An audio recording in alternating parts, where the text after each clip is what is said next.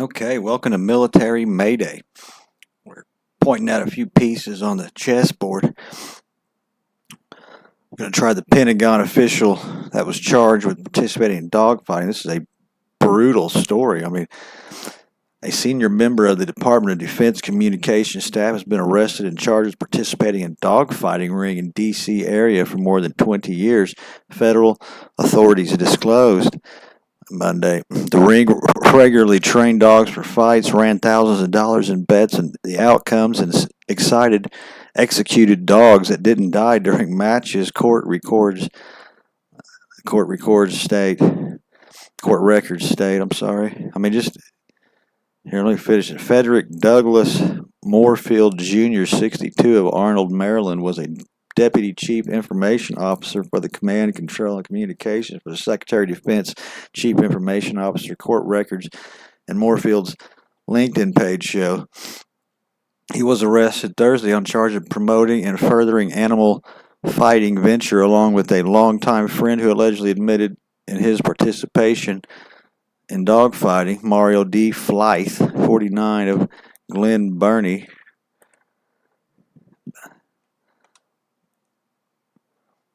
investors found battery jumper cables which allegedly were used to execute dogs at Moorfield's house, along with 5 pit bull type dogs at his house and 5 pit bull type dogs at Flythe's house, court records show.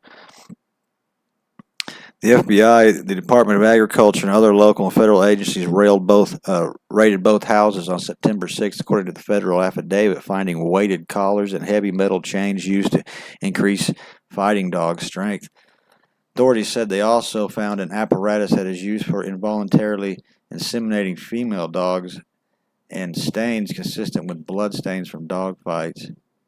Fucking disgusting. There's one of the animals. The whole story's here. It's gross to even think. I love animals, but my goodness, that's a top boy.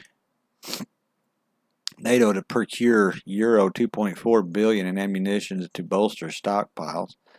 NATO allies and partners land battle decision munition framework have moved forward with efforts to increase ammunition stocks, issuing contracts for hundreds of thousands of pieces of key ammunition.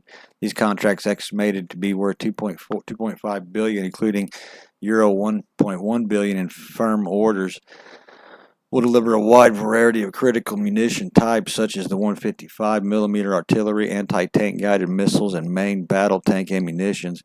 Initial deliveries are planned for the end of 2023. NATO's Land Battle Decisive Munitions Framework was established in 2018 and allows allies and partners to harmonize national procurement plans while encouraging multinational purchases. Currently, 24 allies and partners participate in the program, and it is an integral part of NATO's push to increase ammunition production and aggregate demand as part of the new Defense Production Action Plan endorsed at the Vilnius Summit.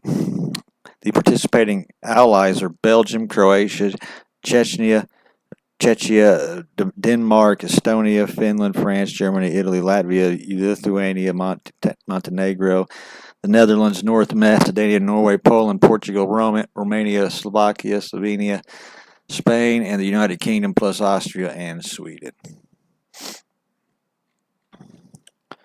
Quite the bump up. Defense official urges U.S. to expedite arms delivery. This is kind of a funny story. Deputy Minister of Defense, I'm not going to pronounce it, urged the U.S. to assist Taiwan to strengthen its weapons of self-reliance at the U.S.-Taiwan Defense Industry Conference in Virginia, U.S. on Monday. Su called for the U.S. to expedite the delivery of arms that Taiwan has already ordered. So they put this order in, I guess, and they still haven't got it. Hughes says the promotion of autonomous defense creates win scenarios for Taiwan and the U.S. He notes Taiwan has emphasized the development of autonomous defense systems in the last year. Basically, U.S. President Biden approved Taiwan with nearly $345 million artillery aid package authorized to a presidential drawdown, a PDA, last year, and they just still haven't got their equipment.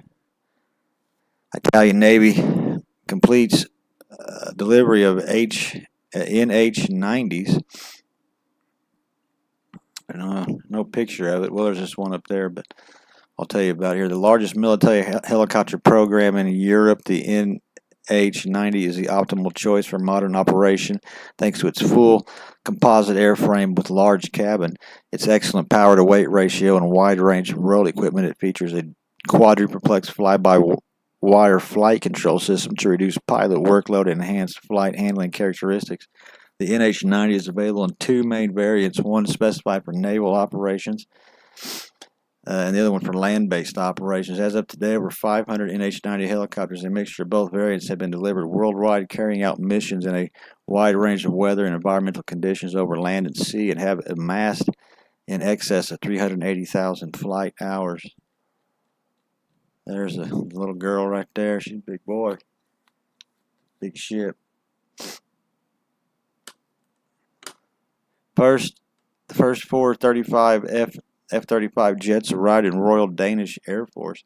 Kingdom of Denmark officially celebrated the in-country arrival of its first four permanently based F-35A Lightning II aircraft at the Skrydstrup Air Base, Denmark. The milestone event is realization of vision, foresight, and strategic investment Denmark made more than a decade ago. We expect the F-35 to play a crucial role in 21st century security missions for Denmark, delivering unmatched fifth-generation capability, connectivity, and interoperability.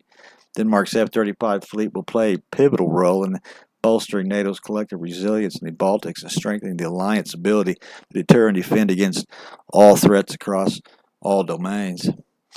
With the addition of Skrydstrup Air Base, the F-35s are now operating from 31 bases worldwide. To date, Lockheed Martin has delivered more than 975 F-35s, trained more than almost 2,200 pilots, 15,000 mainteneurs, and the F-35 fleet has surpassed more than 721,430 cumulative flight hours. Lockheed Martin continues to work side by side with F-35 operators to ensure allies remain ahead of the evolving threat. Bet your butt they do, because there's billions and billions involved. U.S. DoD increases AIM-9X Sidewinder production to 2,500 missiles.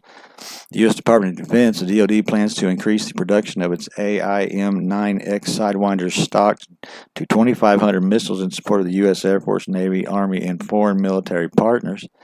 The decision comes just after Raytheon won another modification worth $236.7 million to manufacture 571 AIM-9X Block II Sidewinder missiles with the supplementary equipment. And that's the only price tag I've found, and that's for 571. So I'm sure we're going to see closer to $1 billion price tag for those weapon systems. Guess we're going to war. Next generation advanced bomb suit picked up by the U.S. Army. This is a badass suit. I really didn't even read through it. I just kind of wanted to show the picture. I don't have the time. Only got about 10 minutes. Brazil to invest $11 billion in military growth acceleration program. According to the Defense News on September 26, 2023, the Brazilian government has integrated a significant military investment program known as the Growth Acceleration Program, PAC, which is set to allocate approximately 53 billion reals, or about 11 billion U.S. towards defense initiatives. Among the key focus areas of this program is the enhancement of the armored forces, including the acquisitions and development of armored vehicles and mission systems, and the development of crucial technologies. So I guess this is something they've already got. I guess they're wanting to get more advanced. A significant portion of the investment will be directed toward the acquisition and modernization of military assets. Brazilian Army.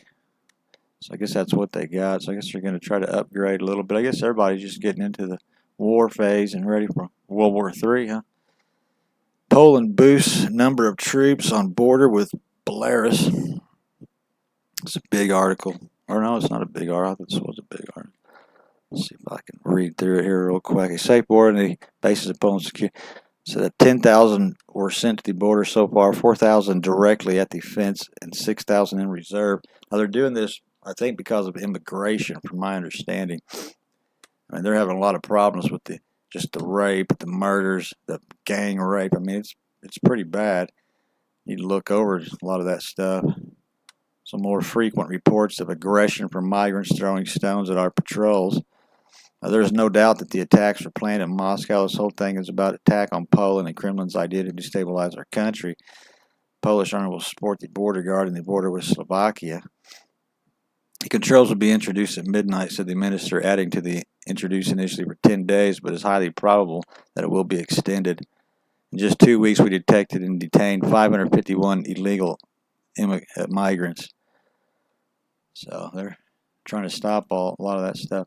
IAF seeks mountain radars to look deep into China as border dispute continues. It's an interesting story, but I don't have the time to read it out. But just remember that India and China, basically, they're having some issues. Well, guys, if you enjoy this content, why don't you hit that like button and subscribe if you want. Other than that, toodaloo.